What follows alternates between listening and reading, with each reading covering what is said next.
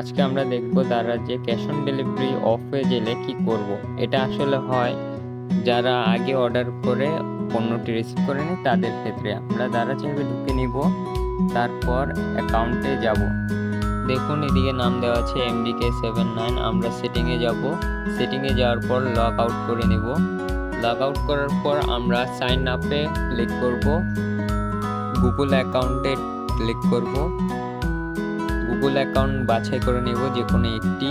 এখানে আমরা যে কোনো একটি বাছাই করে নেব। বাছাই করার পর ডেলিভারিতে অর্ডার করতে পারবো। আমরা একটা অর্ডার করে দেখাচ্ছি। প্রথমে আমরা পণ্যটি সিলেক্ট করব, তারপর যেভাবে অর্ডার করে ঠিক সেভাবে অর্ডার করে দেখাচ্ছি।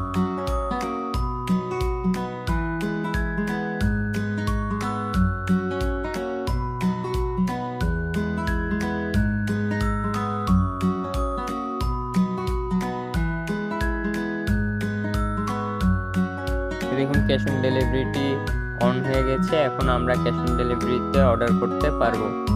এভাবে আপনারা ক্যাশ অন ডেলিভারিতে অর্ডার করতে পারবেন যদি আপনার ক্যাশ অন ডেলিভারি অপশনটি বন্ধ হয়ে যায়।